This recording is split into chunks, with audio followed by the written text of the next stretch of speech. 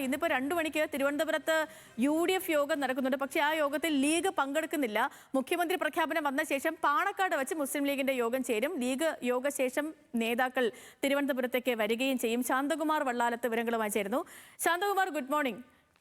League യോഗവുമായി ബന്ധപ്പെട്ടുള്ള വിവരങ്ങൾ എങ്ങനെയാണ്? പിന്നെ ഈ ലീഗിന്റെ നിലപാട് ഈ വിഷയത്തിൽ നിർണായകവുമാകും. കാരണം ഇപ്പൊ ഞാൻ ബിനിലിനോട് കുറച്ച് മുമ്പ് ചോദിച്ച പോലെ ഇപ്പൊ VD സതീശൻ അനുകൂല നിലപാട് തുടക്കം മുതൽ എടുത്ത ആളുകളാണ് മുസ്ലിം ലീഗ്. NSS അടക്കമുള്ള ആളുകളൊക്കെ ലീഗിന്റെ ഈ ഒരു സമ്മർദ്ദത്തെ വിമർശിക്കുകയും ഒക്കെ ചെയ്തിരുന്നു.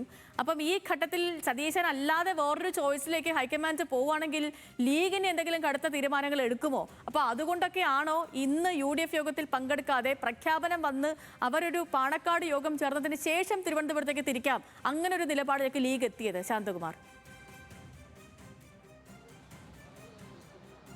Sethu, good morning.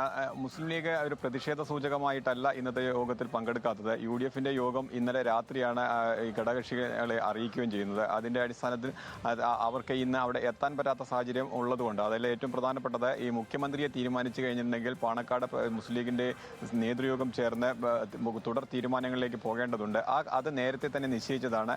അങ്ങനെയെങ്കിൽ കോൺഗ്രസിൻ്റെ മുഖ്യമന്ത്രി ആരെന്നുള്ള പ്രഖ്യാപനത്തിന് ശേഷം അവരുടെ മുസ്ലിം ലീഗിൻ്റെ യോഗം ചേർന്നതിന് ശേഷം മാത്രമേ തിരുവനന്തപുരത്തേക്ക് എത്താൻ കഴിയൂ എന്നാണ് ലീഗ് നേതൃത്വം അറിയിച്ചിരിക്കുന്നത്. അതായത് ഇന്ന് 2 മണിക്കാണ് ഈ UDFന്റെ യോഗം തിരുവനന്തപുരത്ത് നടത്താൻ നിശ്ചയിച്ചിരിക്കുന്നത്. അത് ആ യോഗത്തിൽ ഇവിടെ നിന്നും എത്താൻ മലപ്പുറത്തുനിന്നോ അല്ലെങ്കിൽ കോഴിക്കോടുനിന്നോ ലീഗിന്റെ പ്രധാനപ്പെട്ട നേതാക്കൾക്ക് എത്താൻ കഴിയാത്ത ഒരു സാഹചര്യമുണ്ട് എന്നാണ് UDF നേതൃത്വത്തെ അറിയിക്കുകയും ചെയ്തത്. ഇതൊരു തരത്തിലും അവർ വിട്ടുനിൽക്കുന്നു എന്നുള്ളത് ഒരു പ്രതിഷേധ സൂചകമായിട്ടല്ല, ഈ യോഗത്തിൽ എത്താൻ കഴിയാത്ത ഒരു സാഹചര്യം ഉണ്ടായിരിക്കുന്നു എന്നുള്ളതാണ് ലീഗിന്റെ ഔദ്യോഗിക വിശദീകരണവും അത് തന്നെയാണ്. എന്തായാലും ഇന്ന് പാണക്കാട് ചേരുന്ന യോഗം വളരെ നിർണായകമാണ്.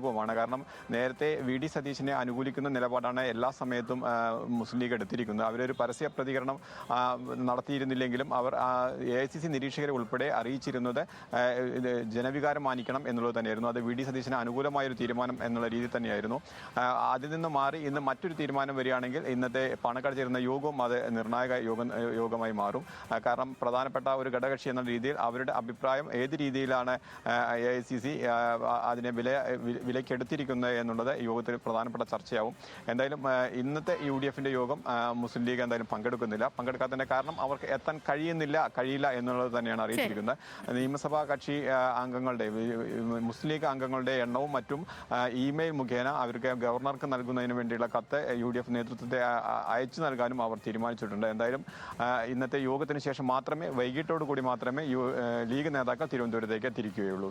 ഓക്കെ ശാന്തകുമാർ, ശരി. അപ്പൊ ലീഗിന്റെ കാര്യം അങ്ങനെയാണ്.